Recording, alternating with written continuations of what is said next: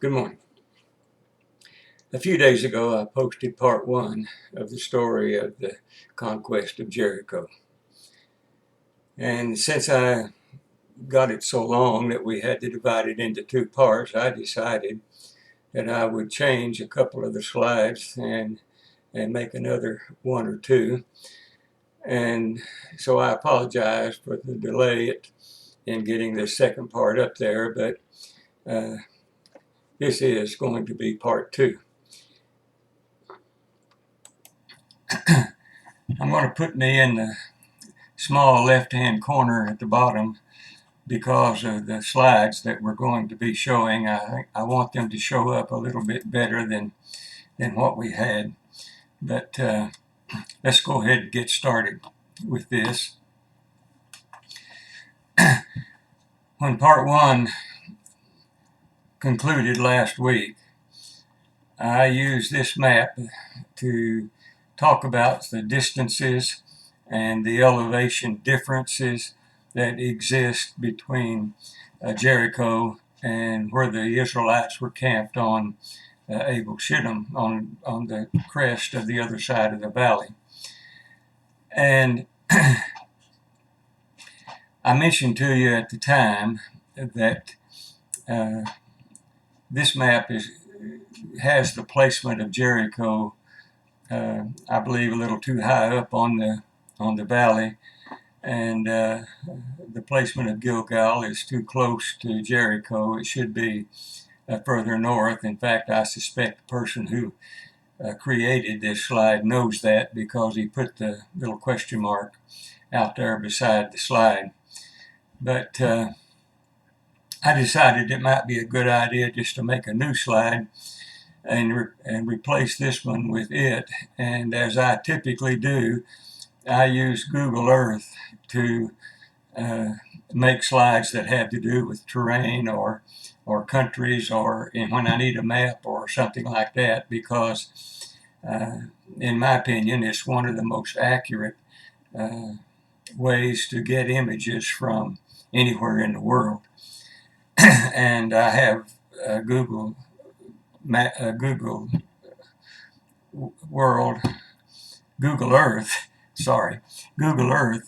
Pro, which gives you a little bit more access to it. And by the way, that's something you can download if you should choose to do so. There's no cost to it at all. Some of the things are limited, but nevertheless, it's a good thing to do. And so I typically do that. And let me enlarge this and get rid of that first map so we can see it a little better. Like I said, I used Google Earth to locate the things. I keyed in on the city of Jerusalem in this particular case that you see just above where I'm at in the picture there. And that way I can move either way I want to go and frame the map that I want. And that's what I've done here. And once that's done, I take a screenshot of it and use Photoshop to add the dots and any other thing that I choose to add to it. And so that's what I've done. And you see that I've added a red bar just right of the Dead Sea that represents 15 miles. Even though Google Earth puts a ruler in there, you notice in the very bottom right corner they have a ruler there for 10 miles, I think that one is. But it's easier to see when you get it up there on the map, better if it was a different color, and that's why I did this. I also added 3 colored dots that you see on the screen. You actually probably see more than 3, but there's 3 particular ones that I want to talk about now, and that's the blue one, the green one, and the orange one. The orange one at the top of the center of the screen down in the valley is that city of Adam, and that's not it doesn't play a part in the story that we're telling, but it's there and it can be used as a reference if we need to do that. The green dot is Gilgal, and you can see that where I have the green dot space, there is a larger, more grayish green area, irregular in shape, on there, and believe it or not, that's the city of Gilgal as it existed when this screenshot was taken. I think the date on this, if I'm not mistaken, was November of 2019. That may not be right, but that's what I remember. Google Earth sends those satellites around, and it takes probably 6 months for them to circle the Earth and rephotograph, and so usually you'll see images that are refreshed about every 6 months or so, and I believe this was one in the latter part of 2019. But beside the point, the thing is, you can see cities down in that valley that did not exist when Joshua was taking the children of Israel across the river into Canaan and fighting the battle against Jericho. I'm gonna zoom that in a little bit because I want you to be able to see those cities. You'll notice on the right-hand side of the river, the eastern shore of the river, all of the small little townlets and hamlets and cities, if they existed over the course of the last 2,500 years, have pretty much merged together. And it's created one large mass of a populated area. And I can't read Arabic, so I don't know what the name of it is. But on the left side of the Jordan River, the green dot is Gilgal, and I have placed the green dot actually where I think the original city of Gilgal existed. May not be exactly in the right place, but it's very close. The blue dot is Jericho.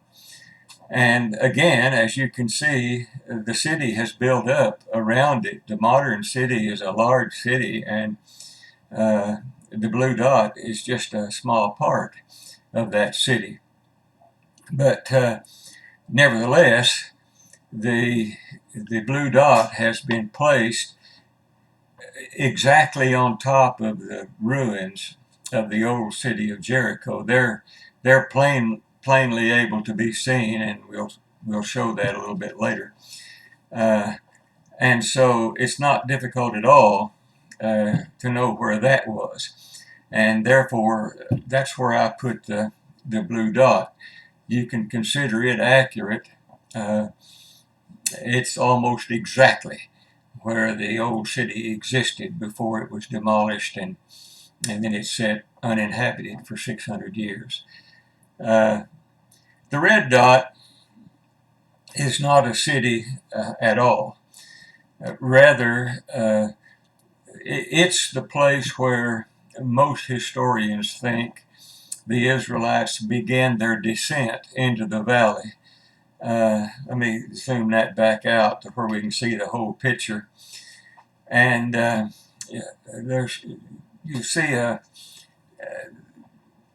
pretty good sized space there, and I put some labeling on here so you can see it more carefully, more easily rather. And you can see that there's no city right around there. It just happens to be a place on the side of the valley where, and I don't know for what reason, but for whatever reason, a whole lot of the historians believe that that's where they started down the side of the valley. Let me get rid of those names to where we can see what I'm going to talk about next. the white dot should appear there here in a second, where Shittim is, Abel Shittim as the Bible calls it. And that's no longer there as far as a inhabited city. The ruins are still there, and it's another tourist attraction for those who might want to go into that area and see it. But most of the people apparently have moved away from there, and my guess would be that they have moved down into the valley and are a part of that massive populated area that lies on the eastern side of the Jordan River. But at the time that the Israelites were there, that's where they were camped. That's in the plains of Moab, across the valley from the city of Jericho. And they were camped there until they descended down the valley and went into Jericho. It is assumed by most folks when they start talking about this story and the taking of Jericho that the Israelites came. They had been wandering in the wilderness, and the wilderness time is over, and so they came to the place where they needed to be, and they looked down over the valley, and they saw Jericho down there, and Joshua made his plans, and they maybe spent a day or two, or maybe a little bit more than that time there, and then went down the valley and across the river and into Jericho and took it. But that's not exactly how it happened, and that's the reason I want to let you know that there's a whole lot more to a lot of the Bible stories that we tell.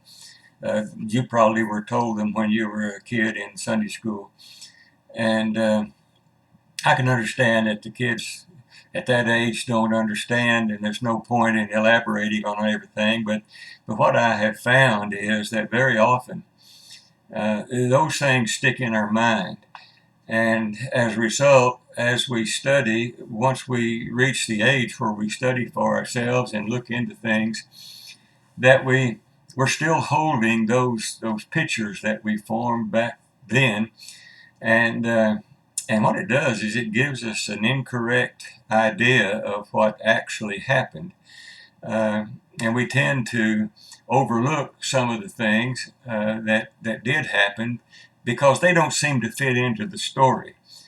But that's kind of what I want to talk to you about now. Rather than the Israelites being focused down on Jericho, it's my thought that they were thinking very little of Jericho. And the reason that I say that is the situation that existed at that time. You got to remember that for the last almost 40 years, they've been wandering around in the wilderness. And also you need to consider that at the time we're talking about here, every single person in that camp, we said in part one that there might be as many as 2 million people, and I said I thought that was a little bit too many. I had a reason for saying that, and I think maybe even 1.5 million might be a little much, but nevertheless, there's a reason for that. You have to remember that after the 12 spies went into the land of Canaan, and that was early during the time that the children of Israel left Egypt. Most people don't realize it, but at that time, at least from the route that they took, it seemed apparent that God was leading them from Egypt to Canaan, and that they were headed pretty much directly there. They had to make some detours around mountains and things of that sort, but for the most part, they were going to Canaan. They were not planning on coming in from the east like Joshua ends up doing when he takes Jericho. They were coming in from the south, and they had camped at Kadesh Barnea, and that, if I'm right about this, that was probably somewhere in the neighborhood of 40 or 50 miles south of where Jerusalem is located now. Maybe a little further. Come to think of it, it would be a little further than that. But they were coming up from the south. They were not going to have to cross any rivers or any of that sort of thing. They were just going to march into the promised land, and God had promised them that he would drive the people out from before them, and that he would help them in all of the situations that they needed, and therefore it was not going to be a real difficult matter for them to take it. However, Moses sent 12 spies into Canaan, and they spent 40 days in there spying out the land, and as you know, they brought back examples of the size of the fruit and all of the things, and they had a very good report to make in regard to the country. It was exactly what God had promised them. But they were afraid because they had seen giants, and they thought that the population there was more powerful than they were, and they just didn't place their trust in God. And so as a result of that, 10 of the spies saying they should not go in, as opposed to 2 of the spies, Joshua and Caleb, who said, yes, we can take them. God is with us, and if we go in there, it will be ours. The people chose not to go. Now, the way that choosing came about might vary a bit by who tells the story, but the best I can tell, it was not just the men who made the decision. They had spent a good bit of time that evening talking about it. The spies giving their report, and Joshua and Caleb giving theirs, and it was late in the evening when Joshua and Caleb just were kind of fed up with the whole thing and told them, look, this is what we need to do.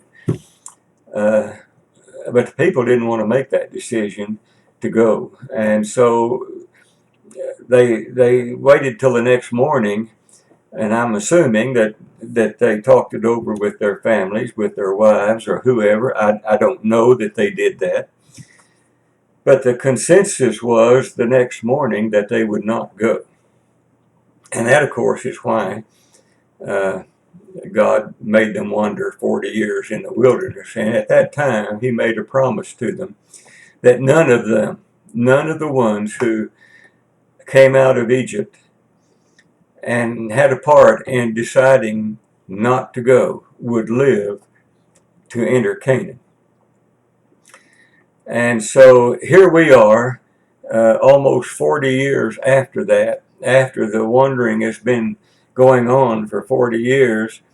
And, of course, Moses is still alive at that time. When they get to Shittim, Moses is still there and with them. Joshua and Caleb are the oldest men. In fact, probably everybody in the camp, with the exception of Moses, Joshua, and Caleb, are 40 years old or younger, because the first generation had already died.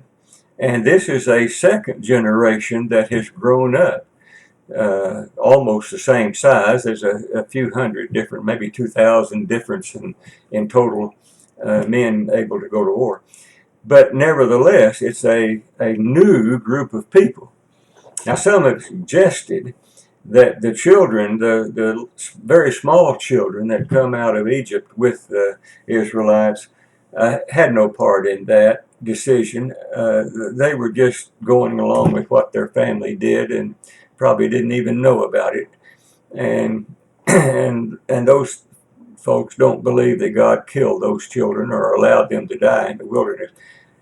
I'm not going to say anything about that because I don't know. But I can say this, I think, with surety, uh, if those children were allowed to come into Canaan, uh, there would not be a tremendous number of people over 40. They may have been some 50 and 60 if those were allowed to come in, but for the most part, the people are 40 years old and younger, except for Joshua, Caleb, and Moses. Now, I want you to think also, while we're talking about this, what was in their minds as they marched into Shittim. Now, they know they are wandering in the wilderness and they are on their way to Canaan because God has promised them that. For the last, possibly all of their lives, depending on the ages of them, all they've known is that wilderness.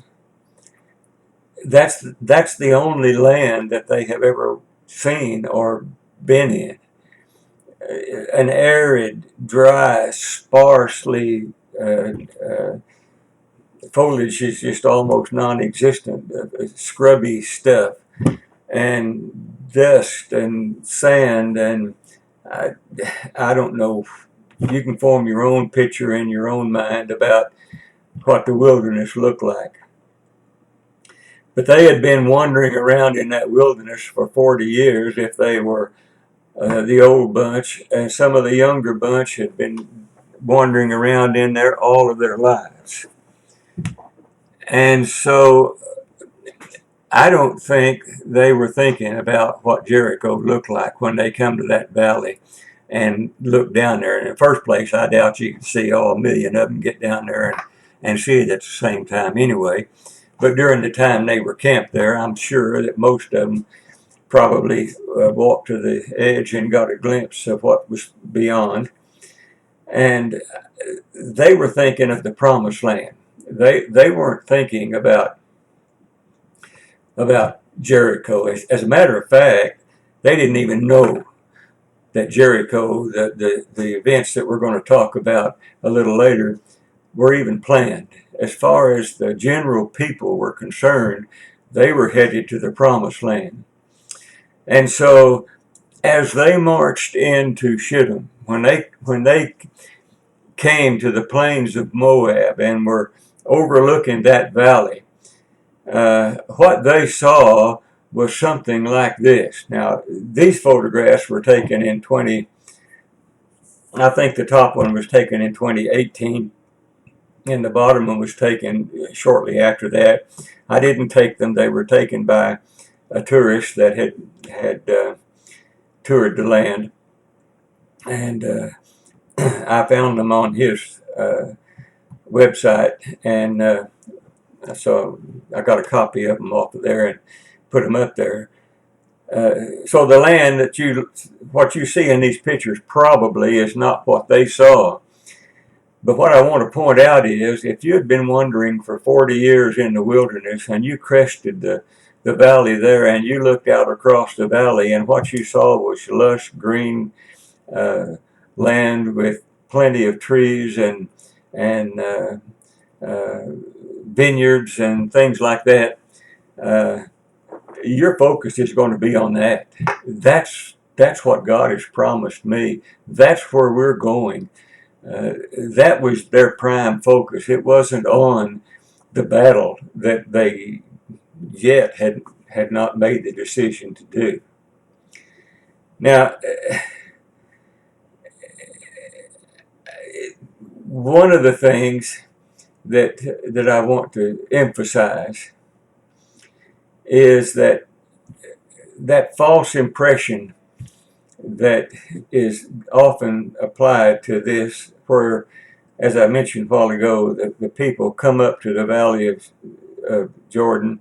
They camp there at Shittim for a couple of 3 days, go down into the valley, and a couple of 3 days later they zoom into Jericho and march around that city for a week. And so the whole thing happened over a week and a half or so period of time. And that's not true. That isn't the way it was. And because of what I'm going to tell you here in the next few minutes, I believe it would be safe to say that the Israelites at that time, that is the time that they were pitching their tents and making the camp there in Shittim on the plains of Moab, the only thing they knew was that they were going to enter into Canaan.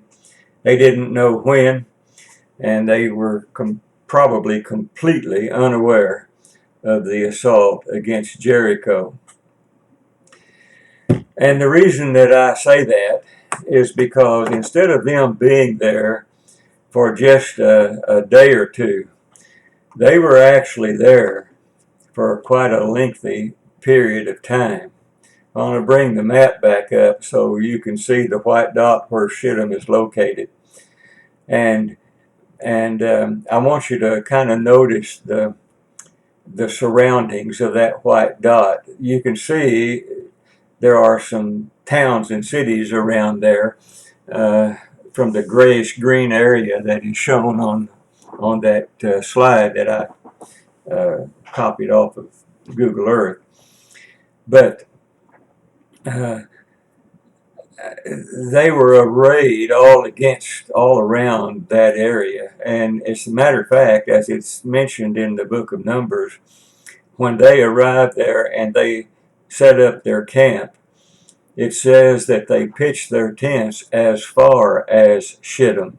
So it could very well be that the white dot you see there is the extreme southern end of the camp. That the camp was actually all along that edge of the valley above or north of Shittim.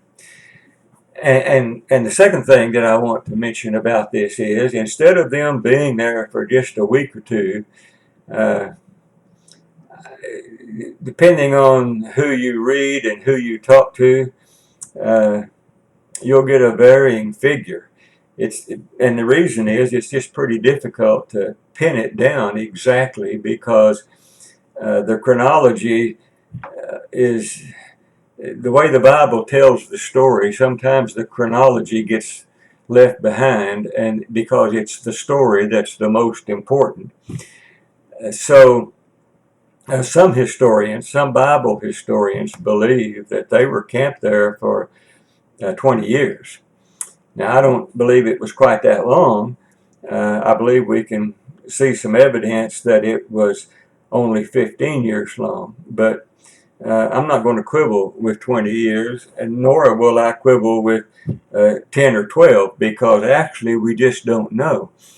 But the point is, it wasn't just a few weeks. They were there for at least 10 or 12 years or more. There is a lot of stuff that happened while they were there. One of the first things that happens on the way there, that's what I think. There are some historians that believe they came in and they camped at Shittim, and then they went and had their battle with the Ammonite kings of Og and Sihon.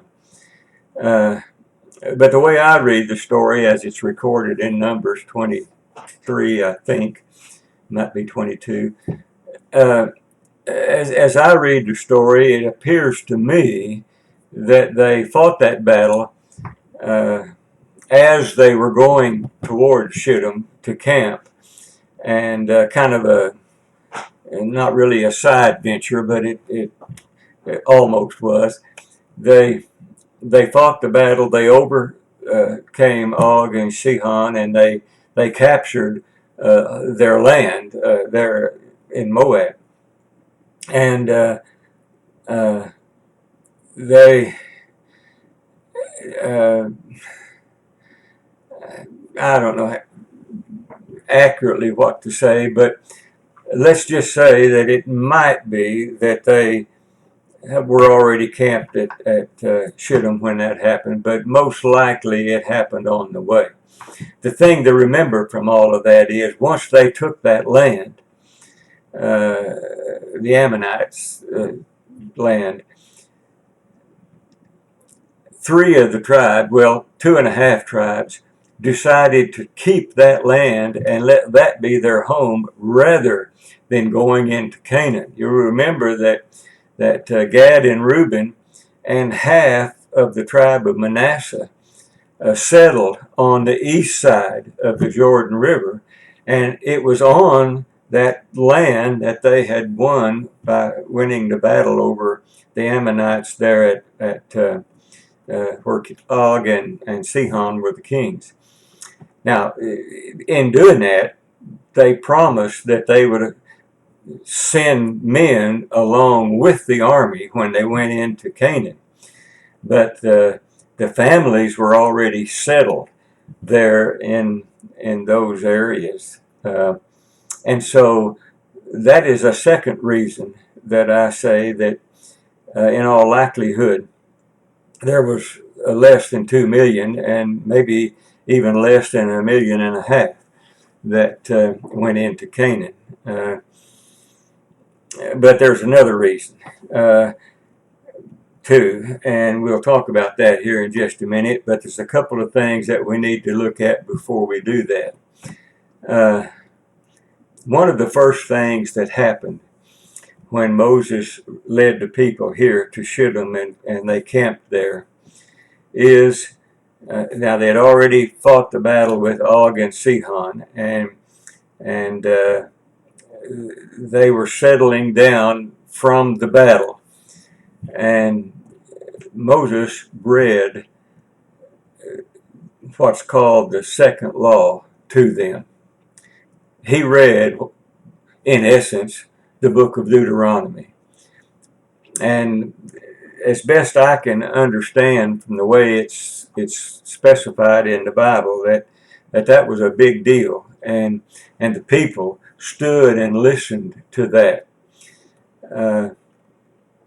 Which means there's another miraculous thing going on there for Moses to stand up in the middle of the camp, let's say. I don't know how it was done, but let's just say he was standing in the middle of the camp, maybe next to the tabernacle or something, and began to read that law or recite that law to them.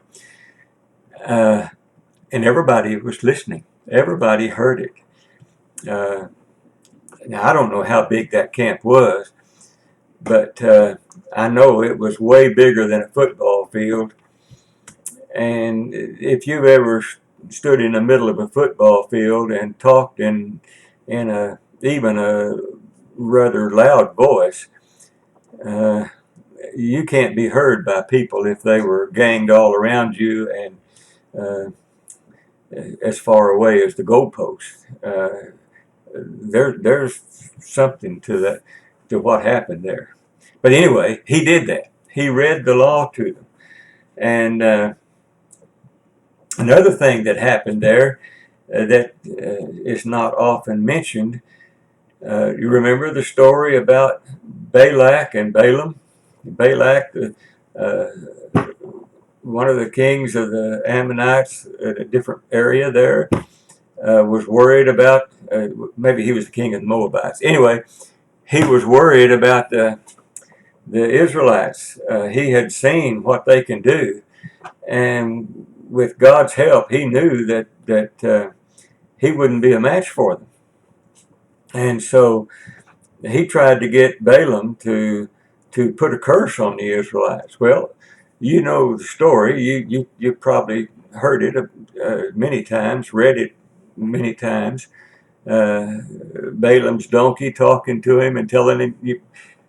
Well, that happened while they were camped there at Shittim on the ridge above the valley of Jordan.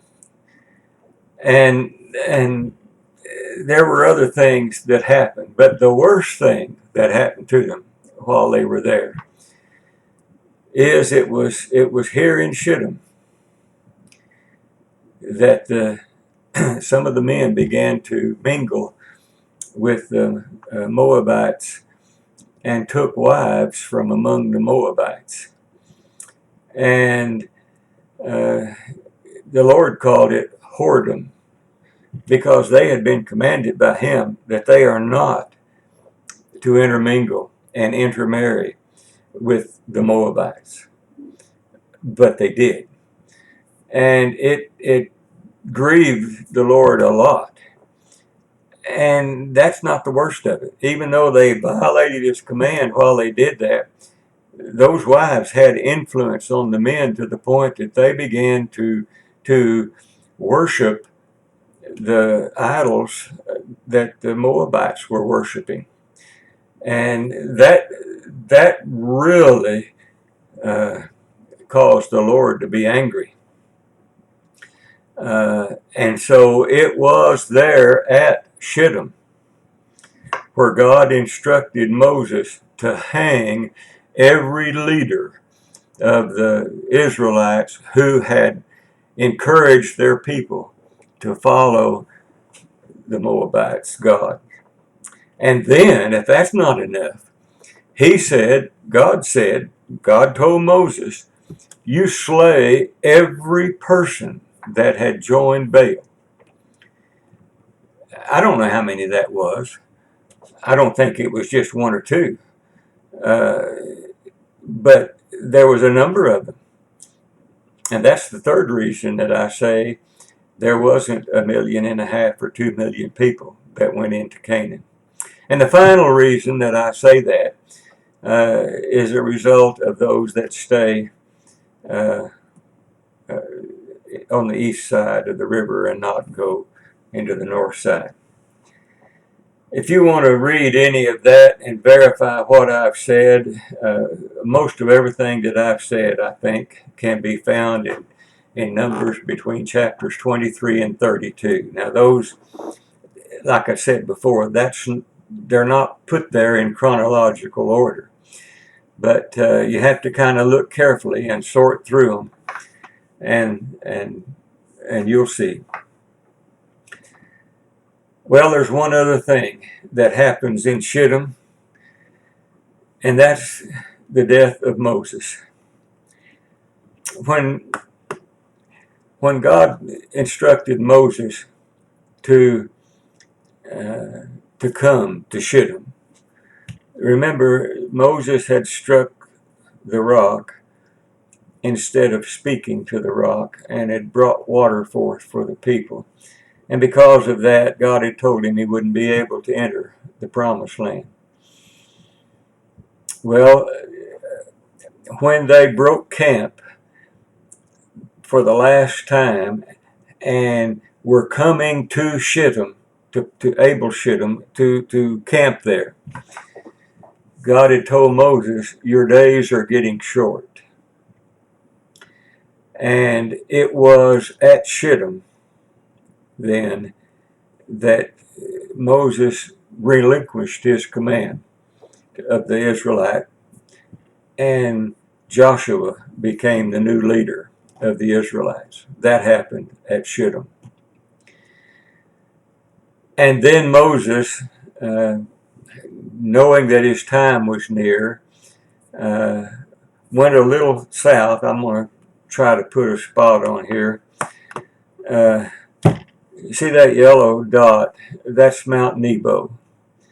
And I think I've got it put right on top of the mountain. And using that 15-mile scale there, you'll see it's probably not 5 miles or so from the white dot. So depending on where exactly they were camped, it was just a short walk up to Nemo. Now, Nemo, it's called a mountain, and it is a mountain.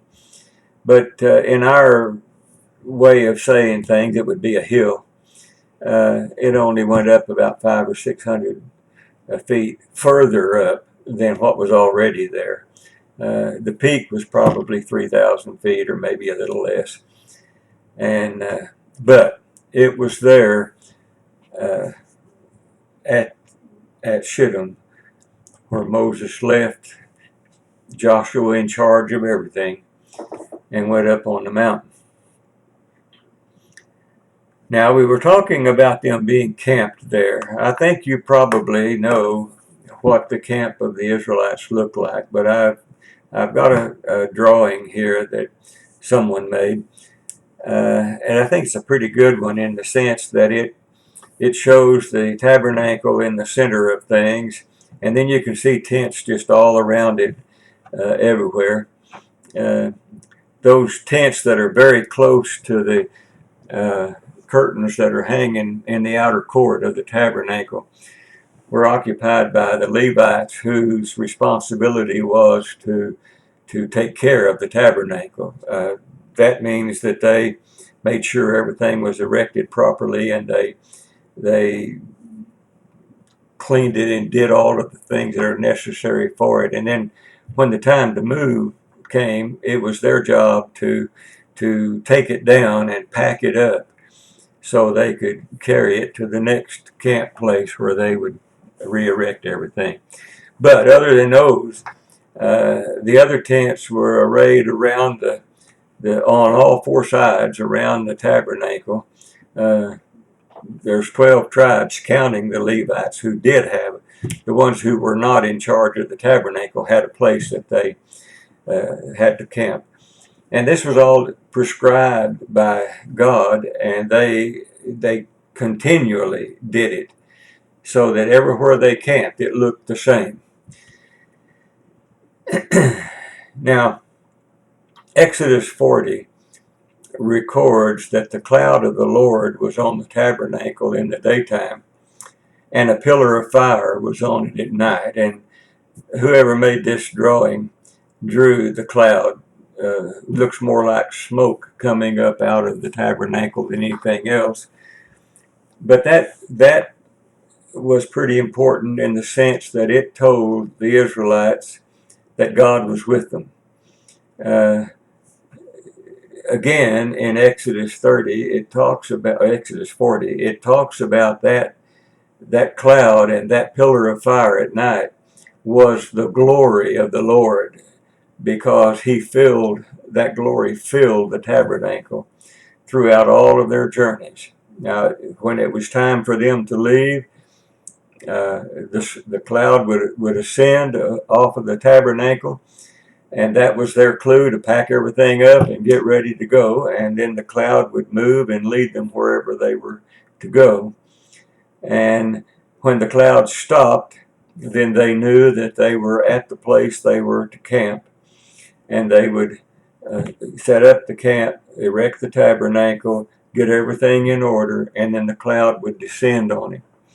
And then at night, during the dark hours, that cloud became a pillar of fire that could be seen for miles and miles and miles. So as far as how much of the camp of the Israelites the people in Jericho could have seen, I don't know. The camp would be very large, and I think many of the people and the tents would be beyond the sight of the people down in the valley. It's possible, very likely, they could see the pillar of fire at night and the cloud in the daytime. And it's not beyond comprehension that some of those people would walk up the western side of that valley and look across the valley and see the Israelites camped there. I can't say for any degree of certainty whether they saw all of it or not. But there is one thing that I do know without question. If you will remember, and we're going to talk about it later. Well, I just looked at the clock. We're going to have to end this one. And I guess there's going to have to be a part 3.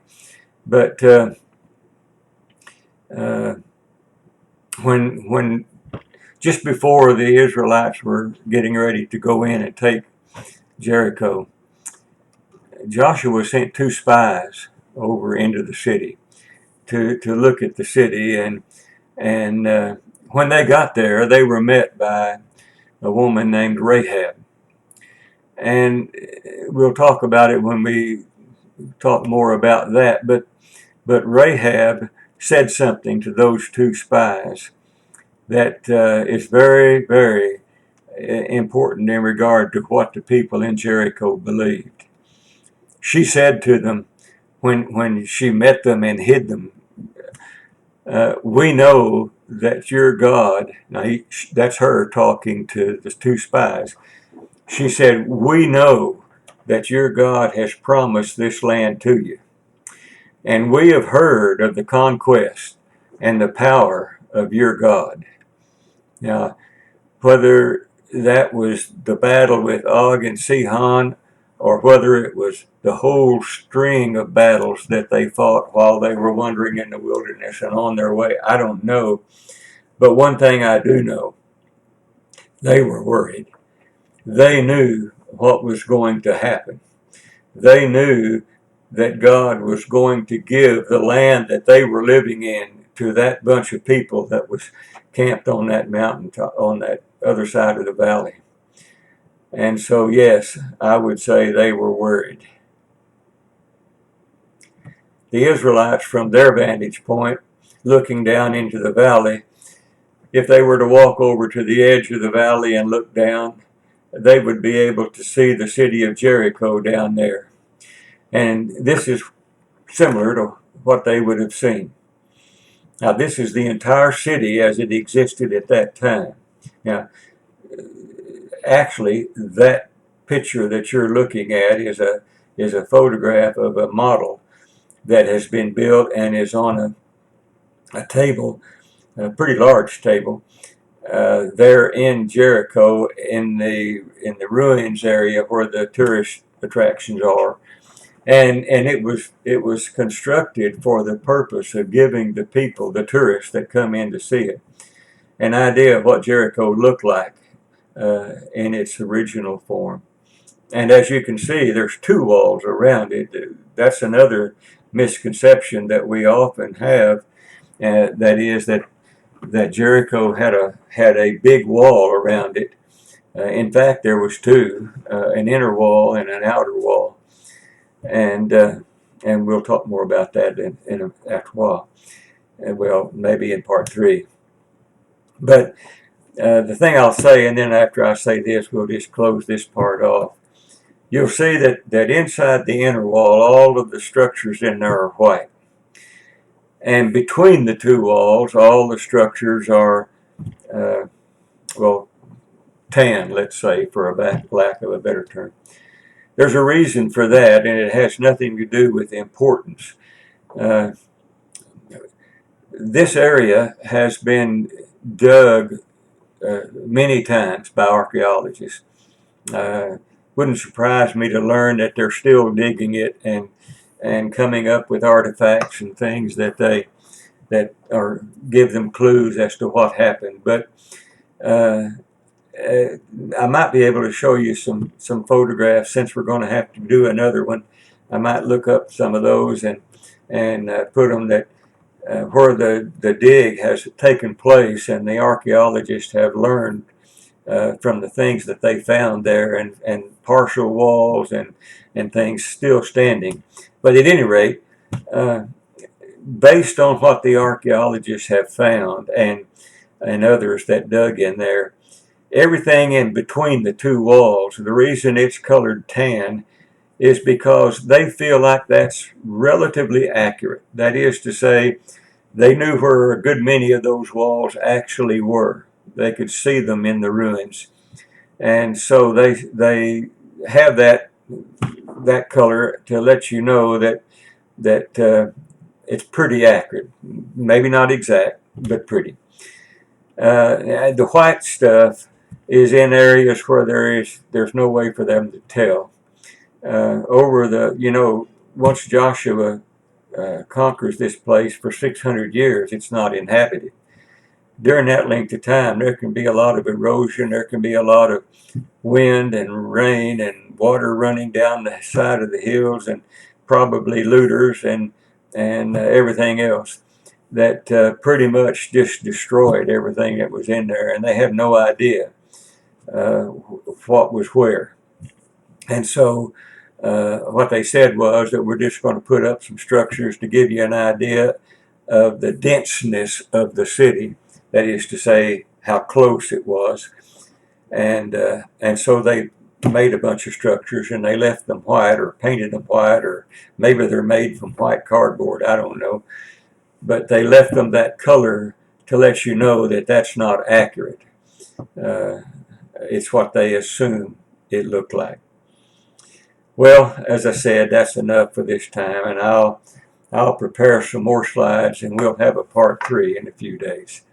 Thank you. I hope you have a good day. Take care.